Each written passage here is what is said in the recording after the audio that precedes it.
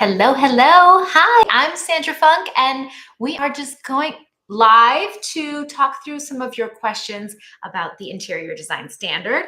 So thrilled to have you here. And Sarah is going to start firing questions at me. We'll see if I can answer them all. Alrighty, Sandra. So Kim asks, she says, I'm interested in the standard, but my biggest problem is who to hire and how can I be sure I can afford them?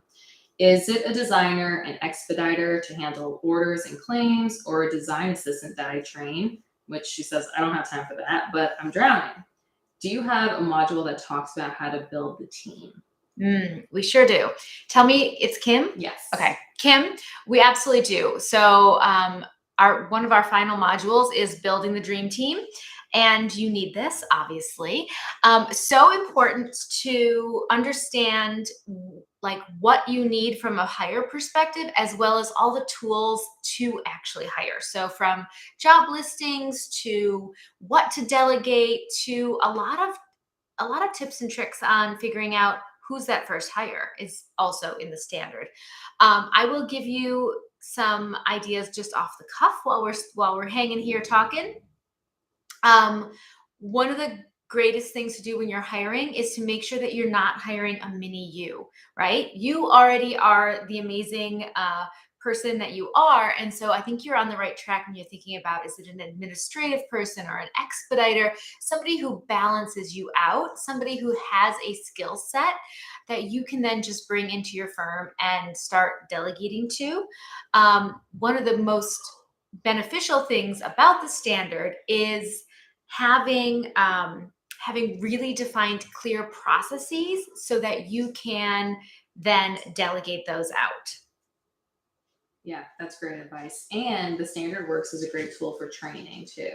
Absolutely. So that's one of the best things when you do hire someone new, and let's say it is time for that design assistant that you don't have time to hire, you can have them sit down and take the standard from top to bottom to learn the processes and the steps that go into the business of interior design, because the standard is yours for life. So you will use it, you will digest it, you will implement it, and then you will be able to train every team member on the program as well, so that everyone is speaking apples to apples. Everyone knows exactly what they're doing. It is a really, really great way to onboard a new employee.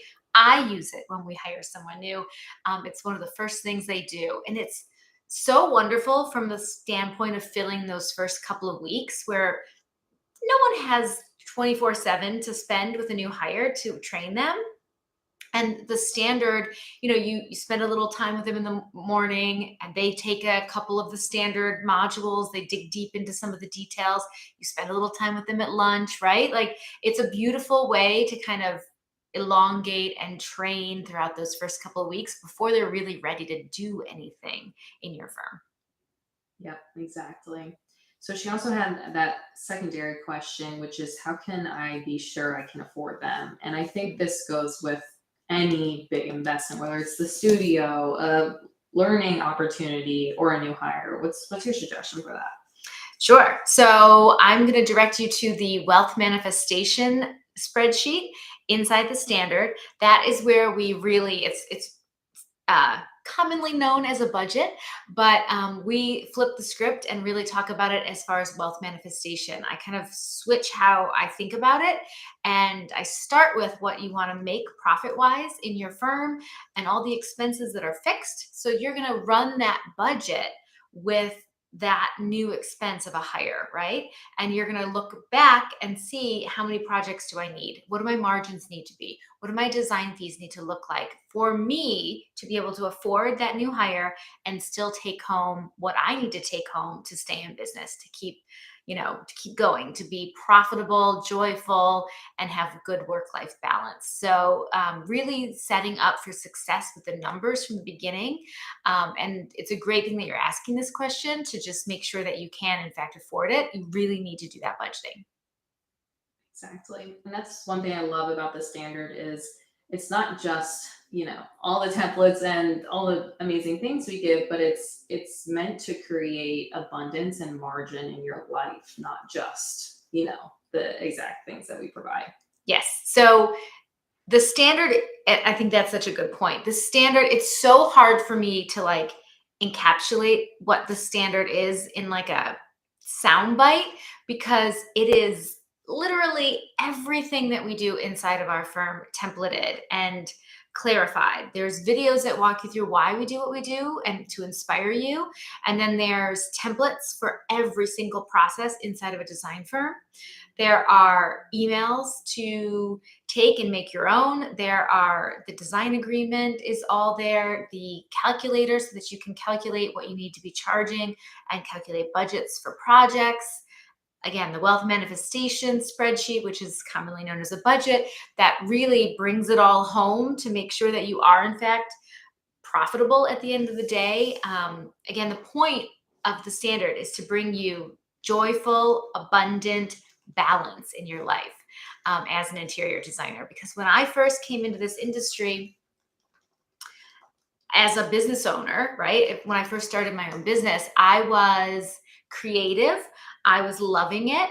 I was bringing a whole bunch of money in the front door and sending a whole bunch of money out the back door, right? I didn't have good profit margins. I didn't have good design fees. I didn't have efficient practices so that I was really abundant in design. And so that came with a lot of time and a lot of kind of figuring things out. So I don't want you to have to take all that time to figure it out. I just want you to be able to like catapult ahead to where I am 20 years in to my design firm instead of fighting through and figuring out and doing all the stumbling along the way. So true. And we always hear from designers in the standard that they wish, they had done it when they Yeah. originally saw it, right? 1 year before, so they could have had gotten all that into their systems already. Yeah, that's one of our biggest kind of like, oh, I wish I could have, should have, would have. So many designers have told us that they found out about us in 2021, but they didn't get a chance to join until 2022. And they're like, I literally gave away my profit for another year because I didn't bite the bullet and jump in and take the standard.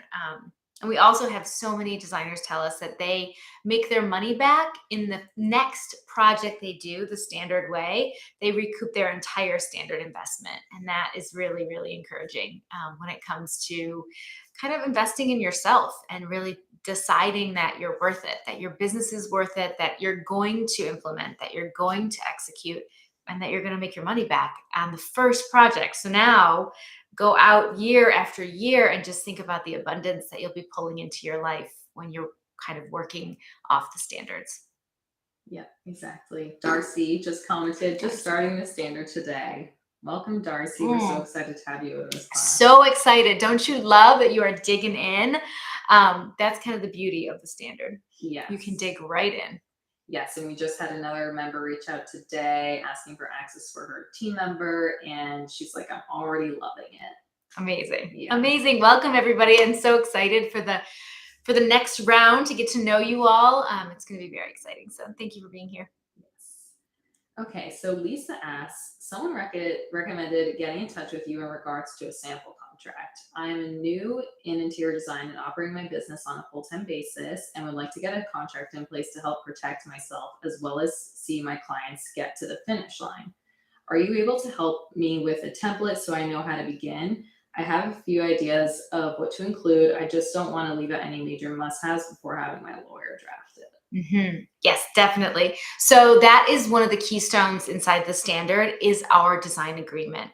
And it all threads together. So I don't have the design agreement as a standalone one-off item because what we teach in the standard is that there is the pricing that goes with it, the boundaries and expectations go with it, the processes that allow you to actually execute what you put into writing in your agreement. So the whole standard threads together and it's a system, it's really a business model. At some point in my career, I was just hemorrhaging clients. I was fired by my third client in like less than, I can't remember if it was 3 months or 3 weeks.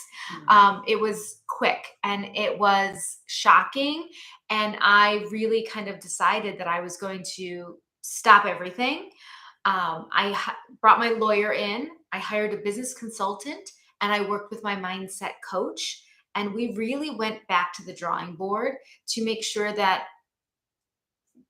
my business was going to be successful instead of trial and error. So we really did a clean sheet of paper. I took away all of the ideas of this is how it's always been done. This is the way that it's supposed to happen in interior design. And I said, here's what I want to do. I want to take a client from meeting to beautiful finished project. I want them to be thrilled. I want me to have a life. I don't want to work 70 hours a week. I want to make great money doing it. Um, and I want to be able to build a team and delegate the things that I don't like doing, purchasing, expediting, and not take off my plate the things I love to do, the initial ideas, the floor planning, the brainstorming in the beginning of a project. Literally a clean sheet of paper, a start over on how to run a business from top to bottom without all the preconceived ideas that came from our industry that frankly end up with a ton of work, so much detail, so much legwork, and not enough profit, not enough money at the end of the day. And when we reworked the system, it is beautiful because the clients love it, we love it, the team loves it, and now hundreds and hundreds of designers are using the program, using this new model, and loving it too. So, again, come and see the entire business model, how everything threads together, not just, I don't have little ad hoc pieces that are available separate because it really does, it's different. It's not the same old business model with a little bit better. It's just a whole different concept.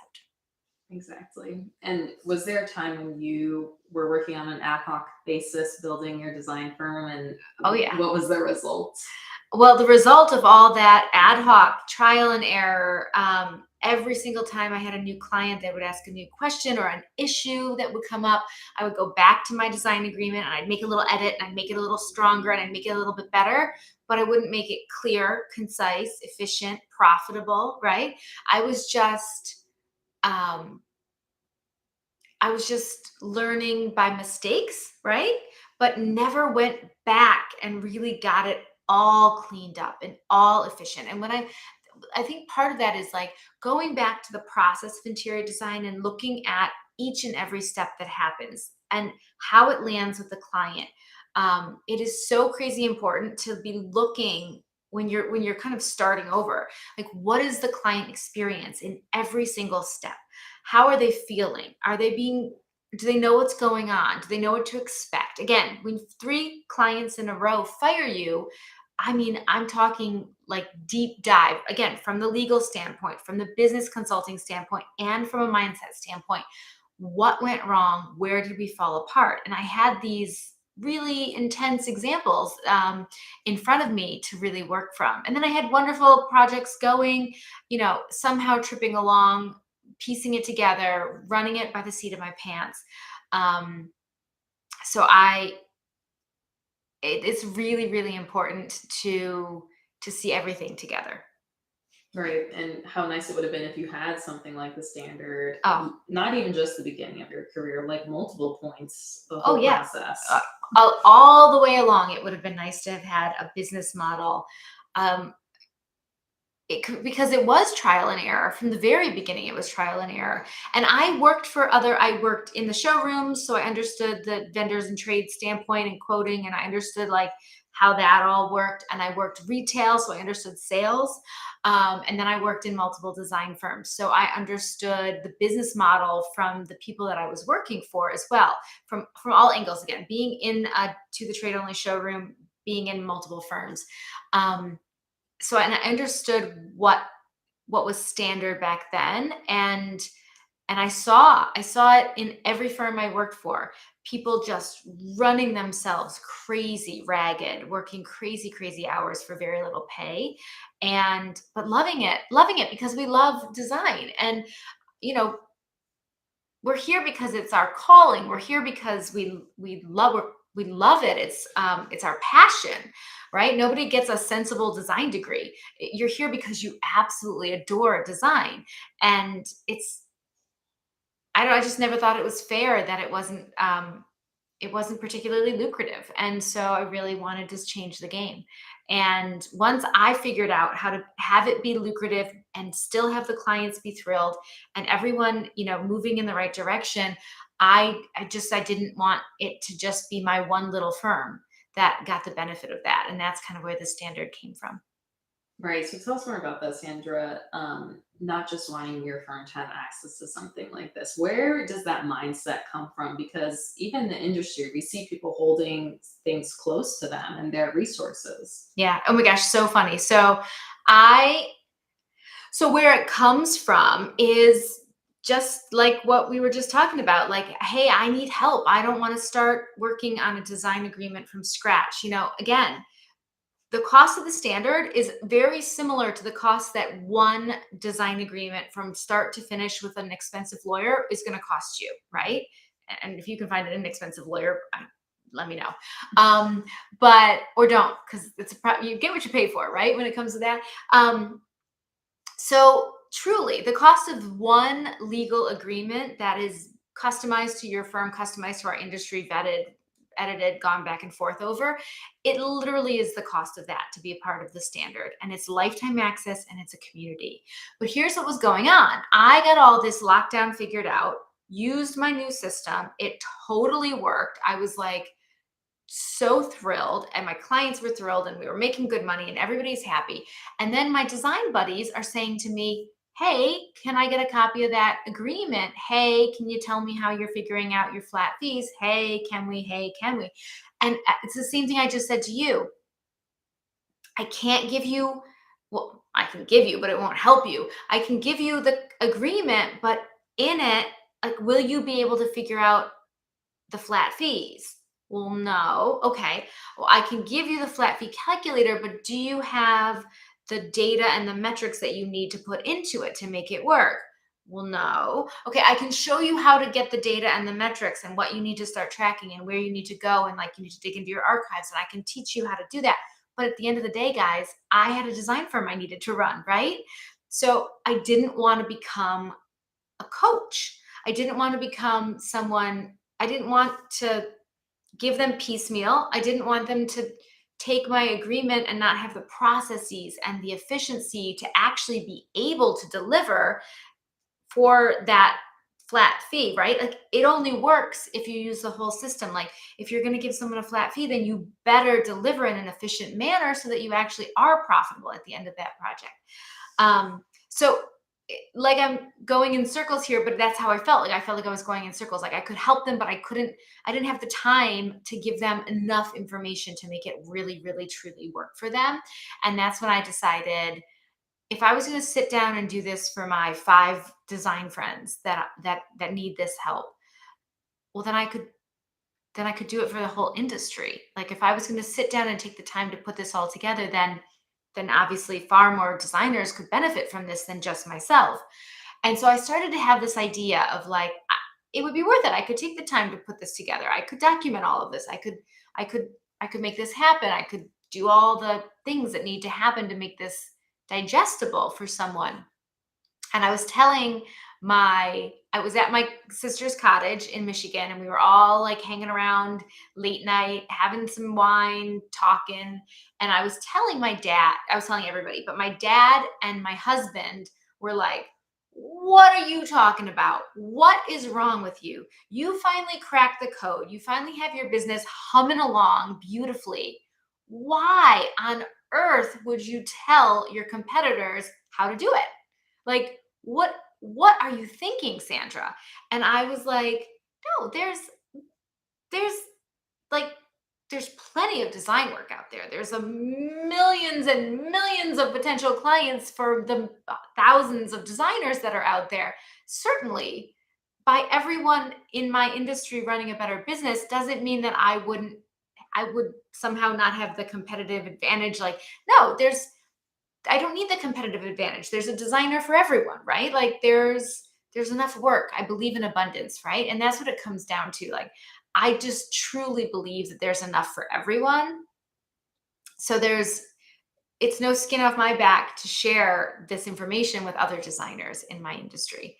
And it's so funny. My dad, I remember, because he was in business with his sister my whole childhood, and he was like, my goal was to crush my competition, to literally put them out of business. I can't believe that you're even considering this. And I was like, yeah, not not even, I'm done considering it. We're doing it. Like, I was so revved up. And then there's nothing better than a little challenge like that to get me really excited.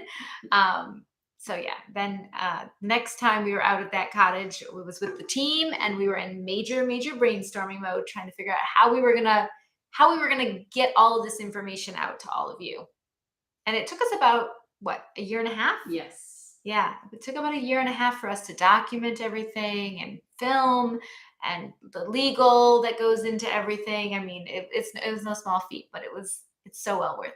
Yes, when we get those result emails, which you guys can even see the case studies on our website, Mhm. what results we're getting in on our Instagram, it definitely makes it worth sharing Oh all yeah. that work, yeah, too. Oh yeah, yeah, absolutely. And then it has kind of become not just the mission to help one more designer run a better business, but then it becomes, well, this entire industry can get better if we are all running better businesses. Then all of a sudden we're more respected, right, as an industry, because there has been a, I don't know, can't think of the word, but there's been a kind of a feeling that interior designers don't run great businesses, and I'd like that to change completely, because I know hundreds and hundreds and hundreds of designers who are running absolutely kick-ass businesses, and I'm so proud of them. Yes, absolutely. It's incredible. So, and it's funny, we get a lot of inquiries about if you do one on one coaching. And I think what people don't realize is, this is your brains, but and probably for a lot less if you were doing one on one coaching too. So, what a great investment to make Yep. to get that access that they're looking for. Yes. And my feeling on the one-on-one coaching is it would be incredible. And I would love that. I have, we're still running a design firm. We have the standard community, which we love to nurture and stay in touch with. I have two teenage girls. There's just a lot going on. I can't imagine squeezing that into my schedule or my life right now. I would love to be out there doing all that with all of you. But it's just not in the cards. But I promise you, like, all the things are in the standard. Yeah. It is jam packed with all the beautiful things. And then there's an incredible community. So, and I stay super connected to the community as well. So inside the standard members only community, there's one when you're going through the program that's just for the people that are going through the program, because the questions and the conversations are different when we're just kind of starting out. And then once, what is it, 6 months, 4 months, Yes, 4. 4 months, about 4 months, that group kind of graduates and moves into the overall wider standard community. And that is where the real meat is going on. Like, it's such a just a beautiful, deep conversation. And it can be anything from, hey, does anybody know who makes this table, to I'm customizing the contract and I'm getting, deep into these details. Has someone done this before? Like, it's so about sharing, and it's so about, these different little niches within design. And there's a whole crew of people that use this software, and there's a whole crew of people that do build from scratch, and there's a whole crew of people that, live in this area of the country or the world. And it's incredible to be having a conversation across the world with designers who are all using the same standards in their business. It really, like, levels up and kind of catapults forward even the conversations, because we're no longer, I'm in all those Facebook groups, and I love them, with all the designers. And I know, half of the conversation is, well, I do it like this, but I don't do it like that. And I do that, and I do this. And in the standard community, everyone is using those standards at the same way. And so the conversation really becomes detailed and encouraging, and again, sharing. I don't think you come to a community like this if you don't also share in the belief that we're stronger together. And so when you start to meet standard members and you start to become a part of the community, you really do find this abundance mindset and the sharing and lifting each other up. And it's just all we could have hoped for. Yeah, no, I love hanging out in there and just seeing everyone contribute to the conversation too. Yep. So Katie asks, she says, I fall into the category of teaching an old dog new tricks. 20 years of doing hourly, and I do want to get out from under the slave of billable hours. I am an internal learner as well and willing to do what it takes, but just need to make sure that this is something that makes sense so I can budget time and money for. So her question is, how much time do you think I need to schedule for the course? As a single mom and sole provider, my schedule is constricting as is. Is there a set time to complete each module?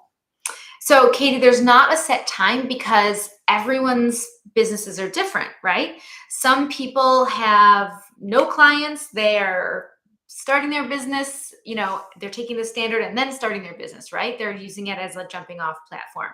So their implementation time is very small, but their digesting, learning time is more what they're going to be spending time on. We do have 6 modules.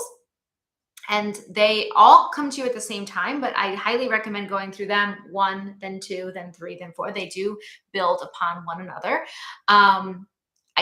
We know for a fact that when you jump around and skip around in the program, it's not as efficient as if you take it and you kind of move through it. So I would say you probably, from a baseline, need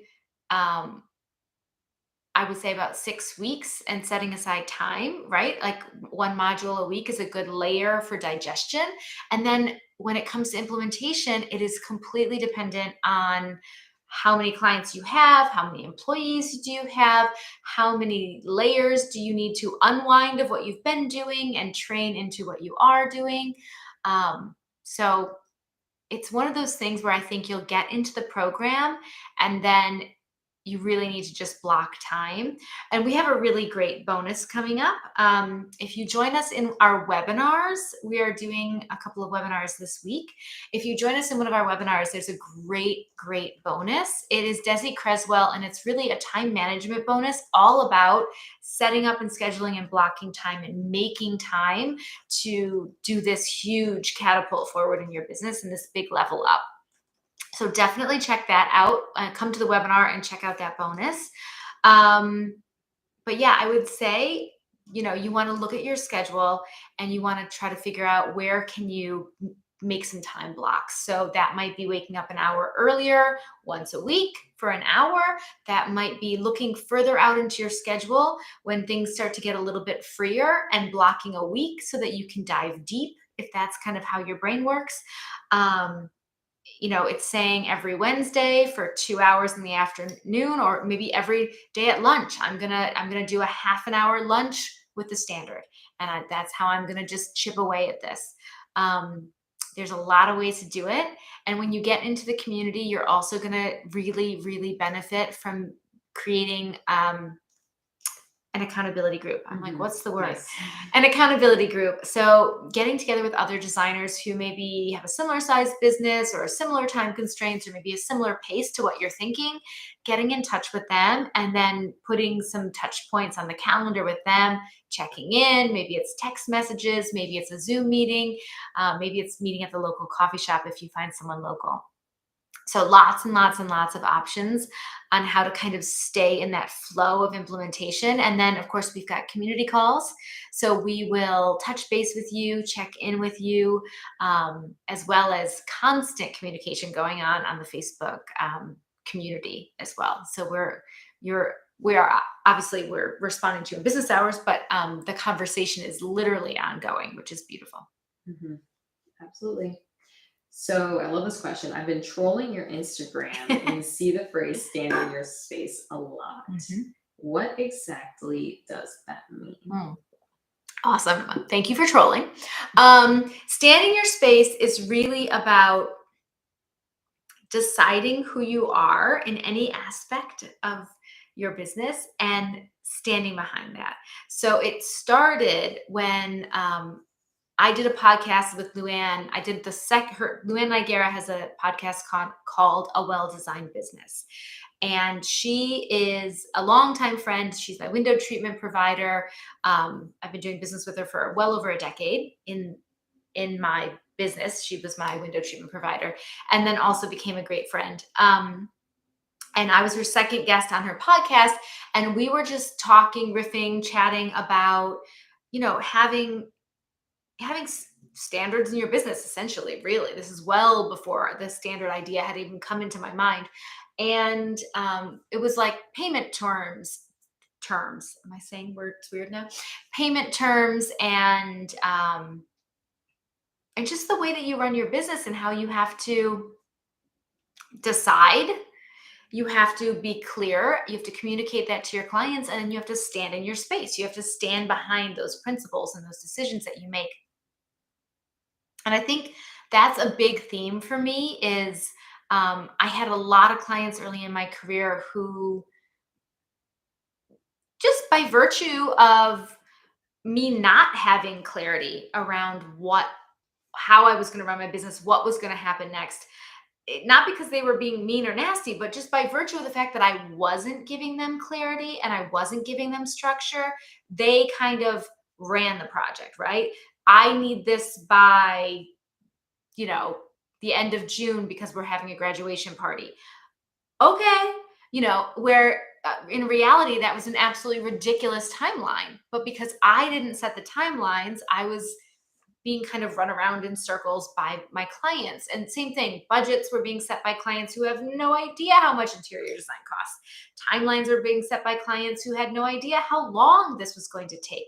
So, and again, not because they were nasty or terrible people, but just because I'm the expert, right? I'm the professional that they hired to do interior design, and I wasn't leading them with my expertise. I was just kind of getting kind of knocked around. And the truth is, the clients that didn't complain or demand or press, they got slower service, because the ones who were in my face all the time got, they got me quicker, responsive, and it just wasn't fair. It wasn't good for me. I was working around the clock, just doing crazy deadlines that no human weren't feasible, no reason to be doing that, but I was just the yes girl, right? And so standing your space really comes in response to those early years of being that yes girl, being that people pleaser, not being secure and confident enough in my expertise to say, no, I cannot do your renovation in 2 months. No, I cannot do this project for that amount, all those things. And so it's my little anthem. It's kind of my anti-people pleasing anthem. Yeah. And I feel like so many designers can so resonate with that. And I was going through our surveys that we have our new members do, and someone wrote in, when we asked them what challenges are you feeling right now, they said like an imposter, like I'm just pretending. And it's so nice that the standard can give that confidence back to people.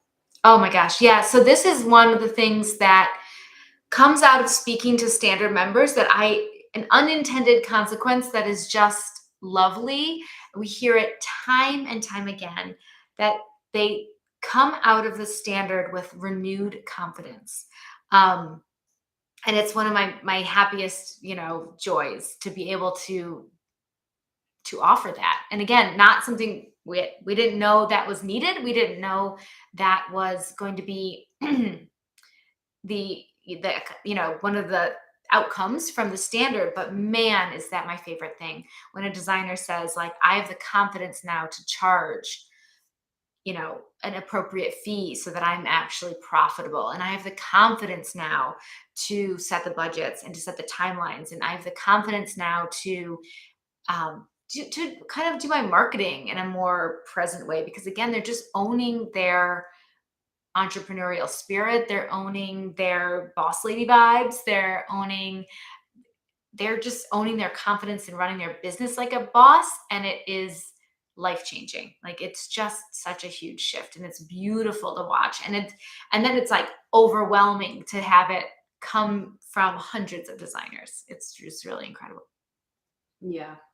I'm just looking at some of the other challenges people wrote, and I'm so excited for them to get started. But someone else wrote, I I feel a lack of confidence. I know I have great experience and bring a lot to the table, but somehow I feel like clients are in control, which is a big thing that we hear. Yeah, it's exactly what was going on with me. And again, there's no blame. I'm not mad at the clients. Like, Yeah. if I'm not running this ship, who is, right? And so clients are, like my husband always says to me, let's face it, Sandra, you're not going to be working with like a bunch of laid back, easygoing B types. You've got to be Mhm. working with A type, badass, people who run businesses, people who work big jobs. That's who hire interior designers to do, beautiful design projects.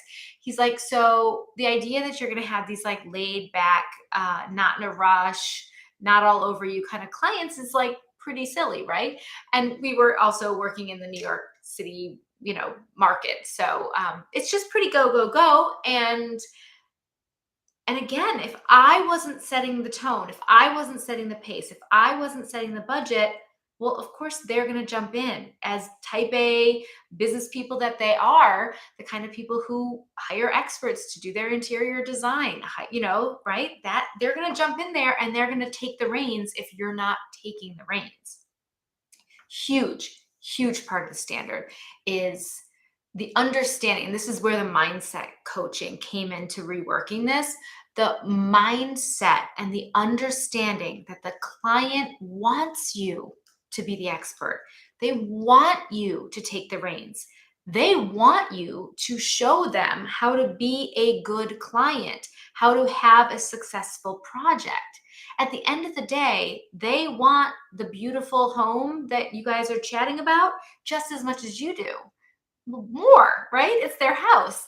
So it is, but they just need you to show them how to do it, right? And so things like we in our program in my business, we do one round of revisions per design presentation, and they are due in within 1 week of the presentation, and they are required to be communicated in one communication. So we're not talking about a couple of text messages, an email from the wife, an email from the husband, a letter written in from the mother-in-law because she's got thoughts, some skywriting going by, and then of course a healthy dose of mental telepathy to get the design edits back to you, and all sprinkled out over the next couple of months, right? No, that's not fair to anyone. It's not fair to the timeline. It's not fair to the budget. It's not fair to the design, right? You lose design integrity completely when you start tinkering and taking and unwinding and doing, and then a couple of weeks later, I still want to change and now I want another change. No, absolutely not. It is it is totally appropriate to have like one round of revisions, right? Let's tweak this, get that going, do this thing. More than that, and I've lost interest in this design too, right? And again, I want this to be joyful for me and the client. And I'm not saying that I'm like gonna jam a design down the client's throat that they don't like. We go through a conceptual design, making sure that we're on the same page with a round of revisions before we move on to detailed design. So we are carefully on the right track as we go. It's not like we get to the presentation and it's like, some wacky thing that they've never seen or wanted before. We're very systematically making sure that we are on track with what they want. But giving clients that level of clarity, that level of structure, that level of boundaries is incredible, because I say to them, okay, the design presentation is on the 25th. I need my edits by the whatever, right? 7 days later. Does the 25th work for you for that design, for the meeting? Yes. Please book time in your calendar to talk amongst yourselves, because I need your revisions by XYZ date, right? If I know I got a really crazy busy client, I'm literally holding their hand through it. Like, if you can't have the meeting, have time in your schedule to go over edits, and then have them to me within 1 week, then tell me when you can do that in your calendar, because that's the level of care that it takes. Also, we all know in this world, stuff going out of stock, things with price increases. Like if you let this stuff drag, you're going back to the drawing board, you're updating the budget, you're starting over again with selections. Like there's a pace to design that needs to be clipping right along as well, and more and more and more than ever before. Um, so when we explain that and we're clear about that and they know all the way up front, it's totally cool. No one has ever been upset with the idea that they need to communicate all of their edits in one communication within 1 week of the project. I told them, because I tell them that before I even sign them as a client. And so if a client says to me, "Oh, no, no, no, that won't work for me. I want this to come together over time. I want to be shopping. I'm a person who likes to see a ton of options." Perfect for someone else, but that's not my client, right? Because I am on an efficient path. I want to go from idea to reality. I want actual completed projects in a timely manner. I want to make something happen, right? I don't just want to talk about it and edit and flow. There is a designer out there who loves to take you shopping, loves to show you rounds and rounds, right?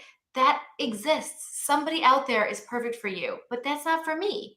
And so that's a big part of staying in your space too, is like know thyself and then communicate it appropriately so that the clients that get you and that want to work with you and that are cool with your structure and who you are, they are your clients. And the ones that are like, "Oh, no, no, no, no, I'm going to need way more rounds of like, I'm going to want to see a lot of options," they're not my client. But when I'm clear and I communicate what it looks like to work with me up front, we can figure that out before anybody's feelings are hurt.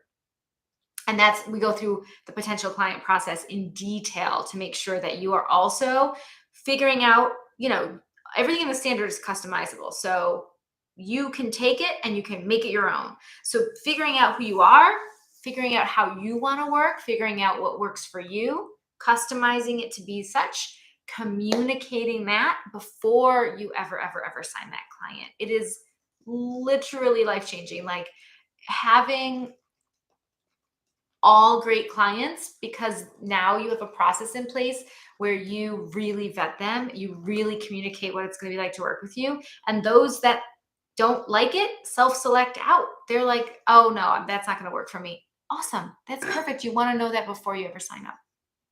Absolutely. So we have some new people joining us. I just Hello. want to say hello and what we're talking about here today. And a reminder to everyone that we do have this free workshop tomorrow. Yes, you must come and check it out. We are, I can't think of the title off the top of my head because that's gone. 3 secrets to a wildly successful design firm. Nice. 3 secrets to a wildly successful design firm. You have to come check it out. It is as much, I give you as much as I possibly can within our hour together, hour and a half, I think, together. Literally, just like today, ask me a question, I will give you my answer as best as I possibly can. It is my way of just making sure that our industry is growing and improving and getting to know one another too. So please check it out. You can find all that information on Instagram. Yep. And I dropped the link into the chat. Oh, wonderful. Okay, it's in the chat there.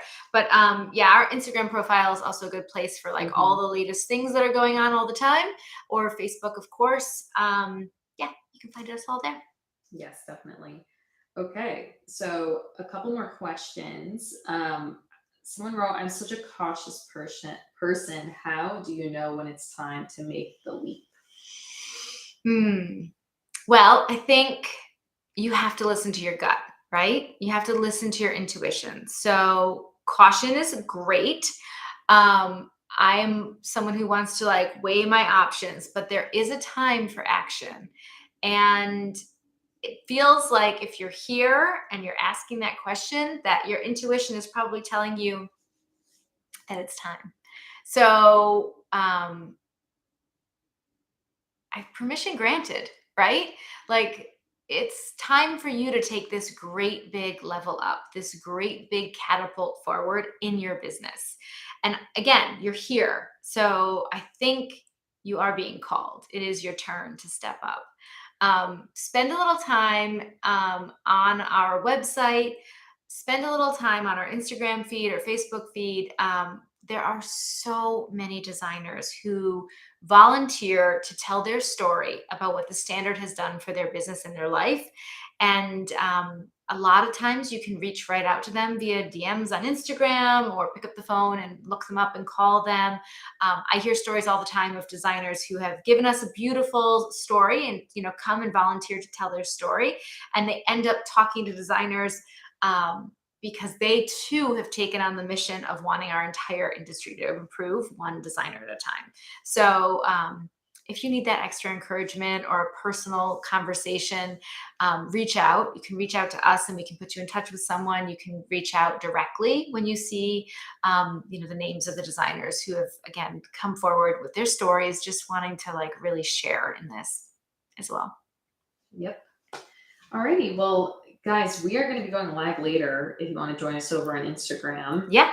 Yeah. Keep an eye out. I'm not sure when, but soonish, we're going to do a little Parisian night. We're going to do some wine and some cheese and more questions and answers. If you've got them, bring them, or just pour yourself a glass of wine and let's hang out.